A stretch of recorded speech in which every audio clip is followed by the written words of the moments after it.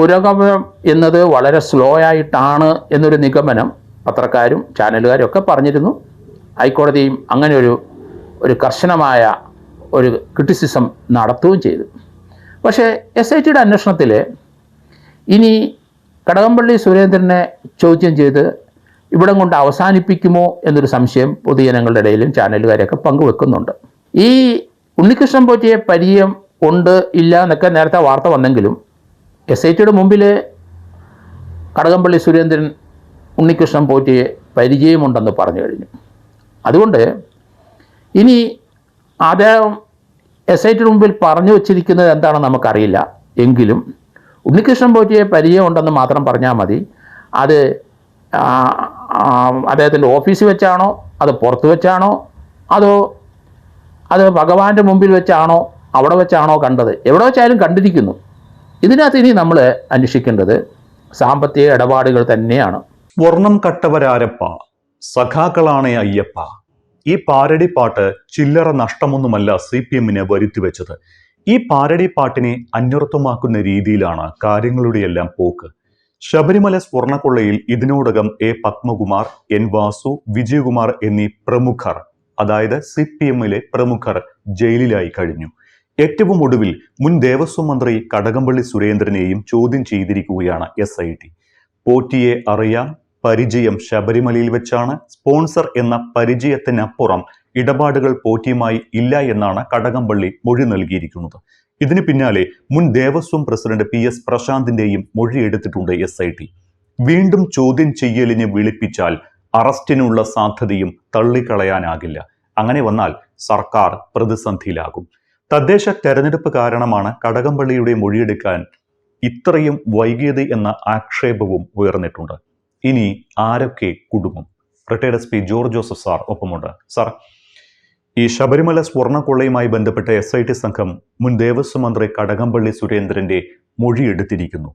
കഴിഞ്ഞ ശനിയാഴ്ചയാണ് കടകംപള്ളി സുരേന്ദ്രനെ നേരിട്ട് കണ്ട് SIT മൊഴി രേഖപ്പെടുത്തിയത് എന്നാണ് വിവരം.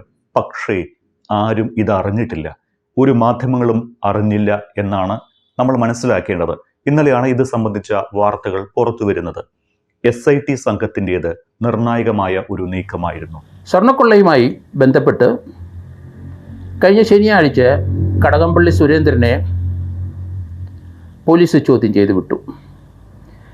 SITയുടെ നീക്കം വളരെ രഹസ്യമായിട്ടായിരുന്നു നടപടി ഉണ്ടായത്. കാരണം ചാനലുകാരോ TV-ക്കാരോ ആരും പറഞ്ഞില്ല. SIT ഓഫീസിലായിരുന്നില്ല ആ ചോദ്യം ചെയ്യൽ. അത് വേറെ എവിടെയോ പറഞ്ഞ് അറേഞ്ച് ചെയ്ത സ്ഥലത്താണ് എന്നാണ് മനസ്സിലാക്കുന്നത്. ഏതായാലും കഴിഞ്ഞ ദിവസം ഹൈക്കോടതി ഒരു നിരീക്ഷണത്തിൽ 5-ാം തീയതിക്ക് ശേഷം, കഴിഞ്ഞ മാസം 5-ാം തീയതിക്ക് ശേഷം SITയുടെ അന്വേഷണം വളരെ സ്ലോയിലാണ് പോയിക്കൊണ്ടിരുന്നത് എന്നൊരു വിമർശനം SIT കേട്ടു. കാരണം ഇനി അറസ്റ്റ് ചെയ്യേണ്ട 2 പേര്, അത് പത്മകുമാറിൻ്റെ ആ കാലഘട്ടത്തിൽ അയാൾ പ്രസിഡൻ്റായിരിക്കുന്ന സന്ദർഭത്തിൽ ദേവസ്വം ബോർഡ് മെമ്പറായിരുന്ന 2 പേര്, ശങ്കരദാസ് ഒരു DIGയുടെ ഫാദറാണ്, അതോടൊപ്പം അദ്ദേഹത്തിൻ്റെ കൂടെ ഉള്ള ഒരാൾ, ഇവർ 2 പേരെയും ചോദ്യം ചെയ്യേണ്ടിയിരിക്കുന്നു. അതിലൊരാളെ കഴിഞ്ഞ ദിവസം ചോദ്യം ചെയ്തു, അയാളെ അറസ്റ്റ് ചെയ്തു. അതിനുശേഷം മറ്റേ ആൾ ശങ്കരദാസ് സുഖമില്ലാതെ ആശുപത്രിയിലാണ് എന്ന് പറയുന്നു. ഇതെല്ലാം അവർ 2 പേരെയും മാൻഡേറ്ററി ആയിട്ട് SIT അറസ്റ്റ് ചെയ്തേ കഴിയൂ. അതുകൊണ്ട് അന്വേഷണം അല്പം സ്ലോ ആയി. ഒരു ആരോപണം പറയുന്നത്, കഴിഞ്ഞ ഈ ഇലക്ഷൻ്റെ സമയത്ത് അവരെ ആരെയും അറസ്റ്റ് ചെയ്യാതെ ഗവൺമെൻറ് ചില ഇൻസ്ട്രക്ഷനോ ചില അഡ്വൈസോ SIT ടീമിന് കൊടുത്തിട്ടുണ്ടാവണം. ആ ഇലക്ഷൻ സമയത്ത് ഇവർ 2 പേരെയും അറസ്റ്റ് ചെയ്യാതെ മാറ്റി നിർത്തി. അതിലൊരാളെ ഇപ്പോൾ അറസ്റ്റ് ചെയ്തിരിക്കുന്നു. ഏതായാലും ആ 2 പേരെ അറസ്റ്റിന് ശേഷം ഇനി കടകംപള്ളി സുരേന്ദ്രൻ ഉൾപ്പെടെയുള്ള ആ 2019 ദേവസ്വം ബോർഡ് മന്ത്രിയാണ് കടകംപള്ളി സുരേന്ദ്രൻ. അതിനുശേഷം പ്രശാന്തിനെ ചോദ്യം ചെയ്യേണ്ടിയിരിക്കുന്നു. അയാളെയും ചോദ്യം ചെയ്തെന്നാണ് ഇപ്പോൾ മനസ്സിലാകുന്നത്. അത് രണ്ടും രഹസ്യമായിട്ടാണ് SIT നടത്തിയത്. അത് ഗവൺമെൻറ്റിൻ്റെ സമ്മർദ്ദമായി. എന്ത് വന്നാലും ശരി, ഇവരെ 2 പേരെ അറസ്റ്റ് ചെയ്ത ശേഷം 3-4 പേരെ അറസ്റ്റിന് ശേഷം SITയുടെ അന്വേഷണം പൂർത്തിയാക്കാൻ കഴിയും എന്നാണ് ഞാൻ കരുതുന്നത്. എന്തായാലും പത്രക്കാരറിയാതെ ശനിയാഴ്ച നടന്ന ആ ചോദ്യം ചെയ്തതിൽ തിങ്കളാഴ്ച ചൊവ്വാഴ്ച ഏഷ്യാനെറ്റാണ് അത് ബ്രേക്ക് ചെയ്തതെന്ന് ഞാൻ കരുതുന്നു. അതിനു മുമ്പുള്ള മുഴുവൻ അന്വേഷണങ്ങളും കൃത്യമായി പത്രക്കാർ ചാനലിൽ കൂടെ ആ അന്വേഷണ രീതികളും ആരെയൊക്കെ ചോദ്യം ചെയ്തു, ആരെയൊക്കെ റിമാൻഡ് ചെയ്തു, എന്തൊക്കെ ചോദിച്ചു എന്നൊക്കെ കാര്യങ്ങളെല്ലാം വ്യക്തമായി പറഞ്ഞുകൊണ്ടാണ് ഇരുന്നത്. പക്ഷേ ഇപ്പോഴത്തെ കടകംപള്ളി സുരേന്ദ്രൻ ഉൾപ്പെടെയുള്ള സംസ്ഥാനത്തെ CPMൻ്റെ ഉന്നത നേതാക്കന്മാരിൽ ഒരാളായ കടകംപള്ളിയെ ചോദ്യം ചെയ്ത് രഹസ്യമായിട്ടാണ് എന്ന ആക്ഷേപം നിലനിൽക്കുന്നു. ഇനി ജനുവരി 5-ാം തീയതിയാണ് ഈ ശബരിമല സ്വർണ്ണക്കൊള്ള കേസ് ഹൈക്കോടതിക്ക് മുന്നിൽ പരിഗണനയ്ക്ക് എത്തുന്നത്. കഴിഞ്ഞ തവണ കോടതി കേസ് പരിഗണിച്ചപ്പോൾ SITയെ കുടഞ്ഞതാണ്. പ്രതികളുടെ മൊഴികളിൽ പരാമർശിക്കപ്പെട്ടവരിൽ നിന്ന് വിശദീകരണം തേടാത്തതാണ് അന്ന് ഹൈക്കോടതിയെ പ്രകോപിപ്പിച്ചതും. ഇക്കാര്യം പൂർണ്ണമായും അന്വേഷിച്ച് വസ്തുത കണ്ടെത്തണമെന്നായിരുന്നു അന്ന് ഹൈക്കോടതി നിർദ്ദേശം നൽകിയത്. ഈ ഒരു സാഹചര്യത്തിൽ കോടതിയെ പേടിച്ചുകൊണ്ടുള്ള ഒരു ചോദ്യം ചെയ്യൽ മാത്രമാണോ കടകംപള്ളിയുടെ കാര്യത്തിൽ നടന്നത്, അതോ അതിനപ്പുറമുള്ള കണ്ടെത്തലുകൾ ഉണ്ടായിട്ടുണ്ടാകുമോ? ഈ മാസം 5-ാം തീയതിയാണ് ഹൈക്കോടതിയിലെ SIT ടീം റിപ്പോർട്ട് കൊടുക്കേണ്ടത്. ഇതുവരെയുള്ള അന്വേഷണം എന്തൊക്കെയാണ് നടത്തിയതെന്ന് ഹൈക്കോടതിക്ക് വിശദമായി SIT റിപ്പോർട്ട് കൊടുക്കണം. ഹൈക്കോടതിയുടെ അവിടുത്തെ റിപ്പോർട്ട് സമർപ്പണത്തിലെല്ലാം ഇൻ ക്യാമറ പ്രൊസീഡിങ്സ് ആണ് നടത്തിക്കൊണ്ടിരിക്കുന്നത്. അതുകൊണ്ട് എന്താണ് പേഴ്സണലായിട്ട് ഇവരോട് ഹൈക്കോടതി ചോദിക്കുന്നത് എന്ന് നമുക്ക് വ്യക്തമാവില്ല. എങ്കിലും ചില കാര്യങ്ങളൊക്കെ പുറത്തേക്ക് വരുന്നുണ്ട്. ഇവരെ രണ്ടുപേരെയും കൂടെ അറസ്റ്റ് കഴിഞ്ഞാൽ അടുത്ത നീക്കം ഉന്നതരിലേക്ക് പോയേ പറ്റുള്ളൂ. അടുത്ത നീക്കം എന്താണെന്ന് ഹൈക്കോടതി പറയേണ്ടി വരും. കാരണം SIT സംഘം തീർച്ചയായിട്ടും സംസ്ഥാന ഗവൺമെൻറ് ആഭ്യന്തര വകുപ്പിൻ്റെ കീഴിലാണ്. പക്ഷേ അവർക്ക് പല കടപ്പാടുകളും ഓബ്ലിഗേഷൻസൊക്കെ സർക്കാരിലുണ്ടാകാം. പക്ഷേ ഈ കേസിൻ്റെ നിയന്ത്രണം, അന്വേഷണം എങ്ങനെ പോകണം, എങ്ങോട്ട് കൊണ്ടുപോകണം എന്നുള്ള കാര്യങ്ങൾ തീരുമാനിക്കുന്നത് ഹൈക്കോടതിയാണ്. അതുകൊണ്ട് ഈ SIT സംഘത്തിന് ബാധ്യത ഗവൺമെൻറ്റിനല്ല, ആഭ്യന്തര വകുപ്പിനോടല്ല, DGPയുടെ കീഴിലാണെങ്കിൽ DGPയോടും അല്ല. കൃത്യമായി ഹൈക്കോടതിയിലാണ് അവരിതിൻ്റെ കാര്യങ്ങൾ പറയേണ്ടതും അടുത്ത നടപടിയിലേക്ക് പോകേണ്ടതും എന്നാണ് ഞാൻ കരുതുന്നത്. അതുകൊണ്ട് SITയുടെ അടുത്ത നീക്കം കൃത്യമായിരിക്കണം. അവിടെ ഹൈക്കോടതി പറയുന്ന സന്ദർഭത്തിൽ അടുത്ത ഇനി എന്തൊക്കെയാണ് ചെയ്യാൻ പോകുന്നത് എന്നുള്ള കാര്യം കൂടെ അവർ പറയേണ്ടി വരും. കാരണം അവർക്കൊരു ധൈര്യം വേണം. കാരണം അവർ സംസ്ഥാന സർക്കാരിൻ്റെ കീഴിലുള്ള ഉദ്യോഗസ്ഥന്മാരാണല്ലോ. വെങ്കടേഷ് ഇനി DGP, അദ്ദേഹത്തിന് DGP സ്ഥാനമൊക്കെ വരണം. പക്ഷേ 4-5 മാസം കൂടെ ഈ സർക്കാരുള്ളൂ എന്നുള്ള കാര്യം കൂടെ നമ്മൾ ഇത്തരത്തിൽ പറയേണ്ടി വരും. കാരണം അതിനുശേഷം ഏത് സർക്കാരാണ് വരുന്നതെന്ന് അറിയില്ല. പക്ഷേ ഏത് സർക്കാർ വന്നാലും ശരി SITയുടെ അന്വേഷണം നിയന്ത്രിക്കുന്നത് ഹൈക്കോടതി തന്നെയാണ്. ഈ ശബരിമല കൊള്ളയുമായി ബന്ധപ്പെട്ട് മറ്റെല്ലാവരുടെയും ചോദ്യം ചെയ്യൽ ലൈവായി അപ്പോൾ ജനം അറിഞ്ഞതാണ്. പക്ഷേ കടകംപള്ളിയുടെ ചോദ്യം ചെയ്യൽ രഹസ്യമാക്കി വെച്ചു. അപ്പോൾ വളരെ രഹസ്യമായി ചോദ്യം ചെയ്ത് അവസാനിപ്പിക്കാനായിരുന്നോ SITയുടെ ശ്രമം? നമ്മൾ അങ്ങനെ സംശയിക്കണോ? SITയുടെ അന്വേഷണം പുരോഗമനം എന്നത് വളരെ സ്ലോ ആയിട്ടാണ് എന്നൊരു നിഗമനം പത്രക്കാരും ചാനലുകാരും ഒക്കെ പറഞ്ഞിരുന്നു. ഹൈക്കോടതിയും അങ്ങനെ ഒരു കർശനമായ ഒരു ക്രിറ്റിസിസം നടത്തുകയും ചെയ്തു. പക്ഷേ SITയുടെ അന്വേഷണത്തിൽ ഇനി കടകംപള്ളി സുരേന്ദ്രനെ ചോദ്യം ചെയ്ത് ഇവിടം കൊണ്ട് അവസാനിപ്പിക്കുമോ എന്നൊരു സംശയം പൊതുജനങ്ങളുടെ ഇടയിലും ചാനലുകാരൊക്കെ പങ്കുവെക്കുന്നുണ്ട്. കാരണം അതങ്ങനെ അവസാനിപ്പിക്കാൻ കഴിയില്ല എന്ന് തന്നെയാണ് എൻ്റെ വ്യക്തിപരമായ അഭിപ്രായം.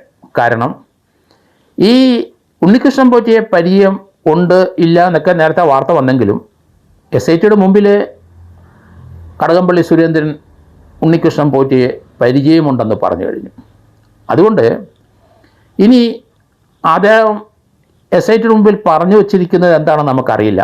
എങ്കിലും ഉണ്ണികൃഷ്ണൻ പോറ്റിയെ പരിചയമുണ്ടെന്ന് മാത്രം പറഞ്ഞാൽ മതി. അത് അദ്ദേഹത്തിൻ്റെ ഓഫീസിൽ വെച്ചാണോ, അത് പുറത്ത് വെച്ചാണോ, അതോ അത് ഭഗവാന്റെ മുമ്പിൽ വെച്ചാണോ, അവിടെ വെച്ചാണോ കണ്ടത്, എവിടെ വെച്ചാലും കണ്ടിരിക്കുന്നു. ഇതിനകത്ത് ഇനി നമ്മൾ അന്വേഷിക്കേണ്ടത് സാമ്പത്തിക ഇടപാടുകൾ തന്നെയാണ്. പണം കൈമാറ്റം അങ്ങോട്ടും ഇങ്ങോട്ടും ചെയ്തു എന്നുള്ള കാര്യത്തിൽ യാതൊരു സംശയമില്ല. കാരണം സർക്കാർ ജീവനക്കാരായ പലരും ആ ദേവസ്വം ബോർഡിലുണ്ട്. അവർ പണം വാങ്ങിച്ചെന്നുള്ള തെളിവുണ്ട്. അതുകൊണ്ടാണ് വിജിലൻസ് കോടതിയിലേക്ക് അവരെ ഹാജരാക്കിയതും അവിടെ റിമാൻഡ് ചെയ്തതും. അപ്പോൾ സർക്കാർ ഉദ്യോഗസ്ഥന്മാർ കൈക്കൂലി വാങ്ങിച്ചാൽ PC ആക്ടിൻ്റെ, പ്രിവെൻഷൻ ഓഫ് കറപ്ഷൻ ആക്ടിൻ്റെ പരിധിയിൽ വരുന്നതാണ്. അതുകൊണ്ടാണ് ഉണ്ണികൃഷ്ണൻ പോറ്റിയെ പരിചയമുണ്ടെന്ന് പറഞ്ഞ് അതിലപ്പുറത്തേക്ക് കാര്യങ്ങൾ നീങ്ങുമോ? തീർച്ചയായിട്ടും നീങ്ങിയല്ലേ പറ്റുള്ളൂ. അപ്പുറത്തേക്ക് കാര്യങ്ങൾ നീങ്ങും എന്ന് തന്നെയാണ് എൻ്റെ വ്യക്തിപരമായ അഭിപ്രായം. സർക്കാരിന് ഏൽക്കുന്ന പരിക്ക് കുറയ്ക്കാൻ കൂടിയാണ് കടകംപള്ളിയുടെ മൊഴി എടുത്തത് എന്ന വ്യാഖ്യാനവും വരുന്നുണ്ട്.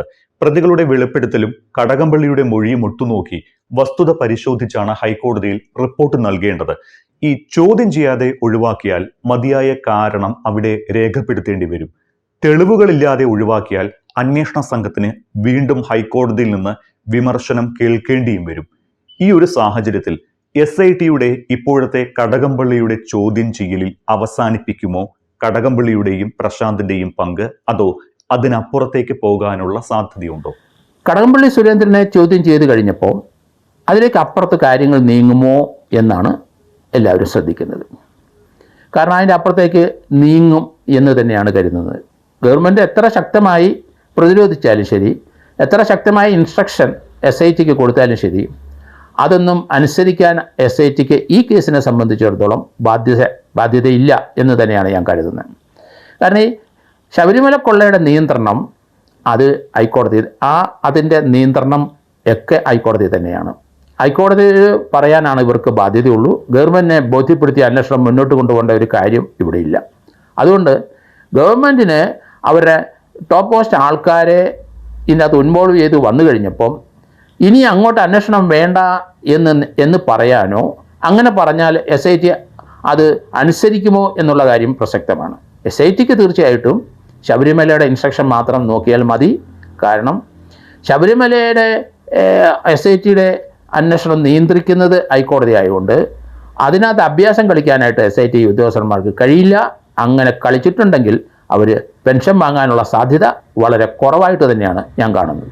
മുൻ ദേവസ്വം മന്ത്രി എന്ന നിലയിൽ കാര്യങ്ങൾ ചോദിച്ചു, അറിയാവുന്ന കാര്യങ്ങൾ പറഞ്ഞു. 2019 കാര്യങ്ങളാണ് SIT ചോദിച്ചത് എന്നൊക്കെയാണ് കടകംപള്ളി ഇന്നലെ മാധ്യമങ്ങളോട് പറഞ്ഞത്.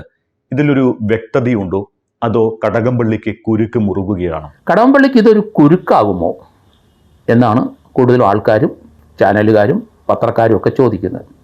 കടകംപള്ളിക്ക് തീർച്ചയായിട്ടും ഇതൊരു കുരുക്ക് തന്നെയാണ്. കാരണം അതിനകത്തിന് മോചനമില്ല.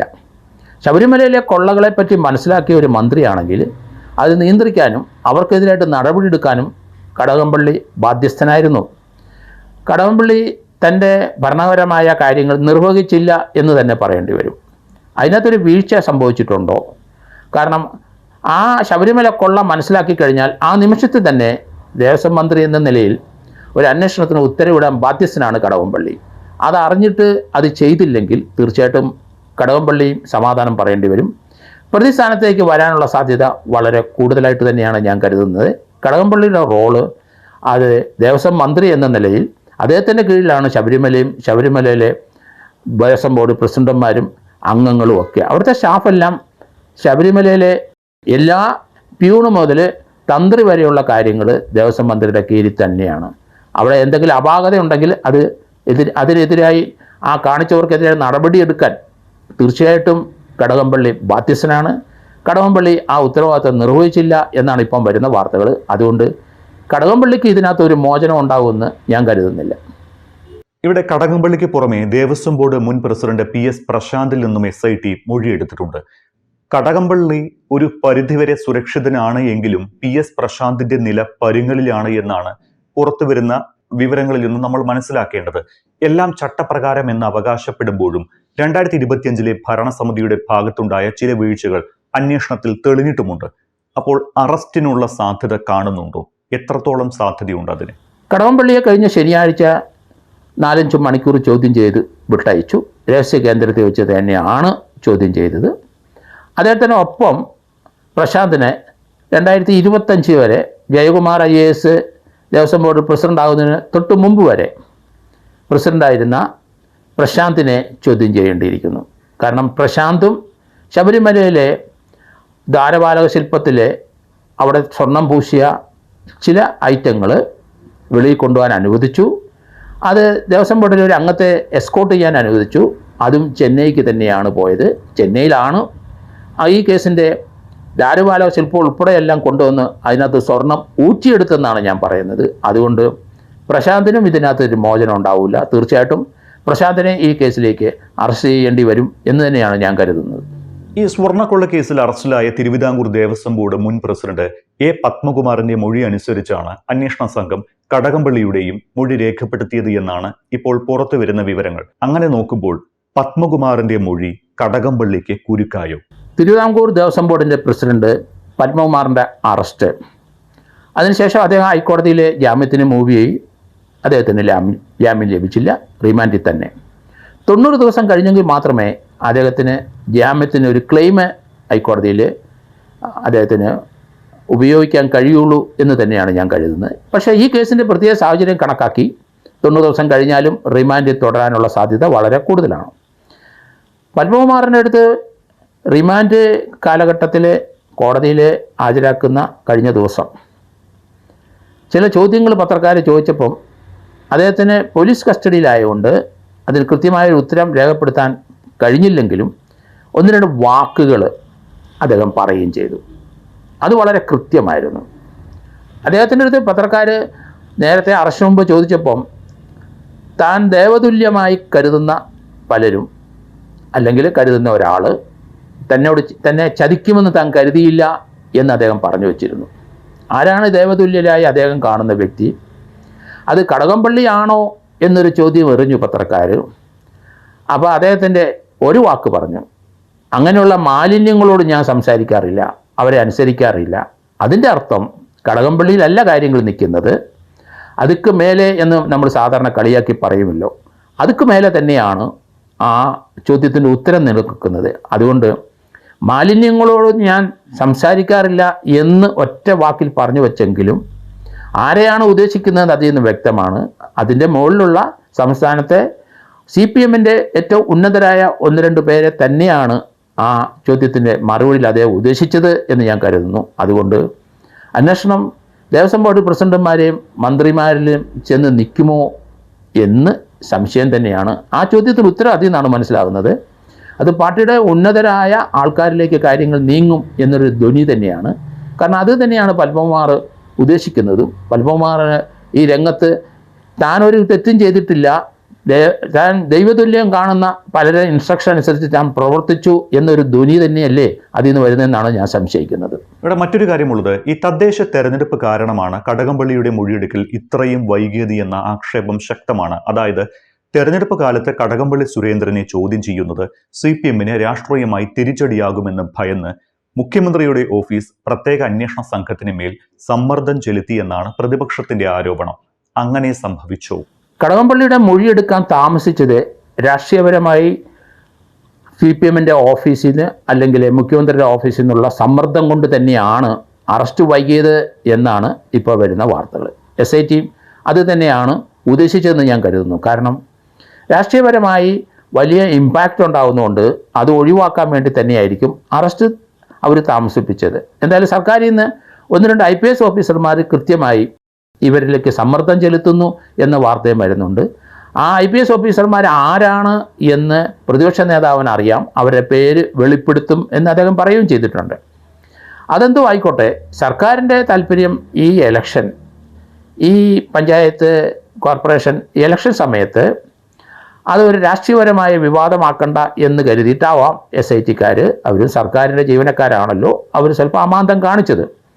അതുകൊണ്ടാണ് അറസ്റ്റ് താമസിച്ചത്, അല്ലെ ചോദ്യം ചെയ്യൽ താമസിച്ചതെന്നാണ് വാർത്ത വരുന്നത്. എന്നാൽ ഹൈക്കോടതിയുടെ നിരീക്ഷണത്തിൽ അവിടെ SIT സ്വല്പം അമാന്തം കാണിച്ചെന്നു, അല്പം സ്ലോ ഡൗൺ ചെയ്തു എന്ന് തന്നെയാണ് നിരീക്ഷണം. അത് SITക്ക് ക്ഷീണമാണ്. അതുകൊണ്ട് SIT ഹൈക്കോടതിയുടെ ഡയറക്ഷൻ അനുസരിച്ചും ഹൈക്കോടതിയെ അവരുടെ അതൃപ്തി ഇനി രേഖപ്പെടുത്താതെയും ആ ഹൈക്കോടതിയുടെ ഇൻസ്ട്രക്ഷൻ എങ്ങനെയാണ് എന്ന് SITക്ക് കൃത്യമായിട്ട് അറിയാം. SITക്ക് എന്താണ് അടുത്ത നടപടി ചെയ്യേണ്ടതെന്നും കൃത്യമായിട്ട് അറിയാം. അതുകൊണ്ട് SIT സൂക്ഷിക്കുക. കാരണം ഹൈക്കോടതിയുടെ ഡയറക്ഷൻ അനുസരിച്ചും അതുപോലെ കൃത്യമായ ഒരു ഇൻവെസ്റ്റിഗേഷൻ സ്റ്റെപ്പ് അറിയാവുന്ന SITയിലെ ശശിധരൻ IPSകാരനുണ്ട്. അതുതന്നെയല്ല വെങ്കടേഷും കൃത്യമായിട്ട് കാര്യങ്ങൾ അന്വേഷിക്കാൻ അറിയാവുന്നൊരു വ്യക്തിയാണ്. അതുകൊണ്ട് രണ്ടുപേരും അവരുടെ സംഘങ്ങളും കൃത്യമായി ഈ കാര്യത്തിലേക്ക് അന്വേഷണമായിട്ട് മുന്നോട്ട് പോകുക. ആരെയും സൂചിപ്പിക്കാനോ ആരെയെങ്കിലും ആരെ പുറത്ത് പഴിചാരാനോ ആരെങ്കിലും നിയമവിരുദ്ധമായ ഇൻസ്ട്രക്ഷൻ അനുസരിക്കാനോ SITക്ക് ബാധ്യതയില്ല. SITക്ക് ബാധ്യത ഹൈക്കോടതി ഡിവിഷൻ ബെഞ്ച് തന്നെയാണ് എന്നൊരു ഓർമ്മ വേണം. മുഖം നോക്കാതെ നടപടിയെടുക്കാൻ SITയുടെ ശശിധരനും വെങ്കടേശനും സാധിക്കട്ടെ എന്നാണ് എൻ്റെ പ്രാർത്ഥന.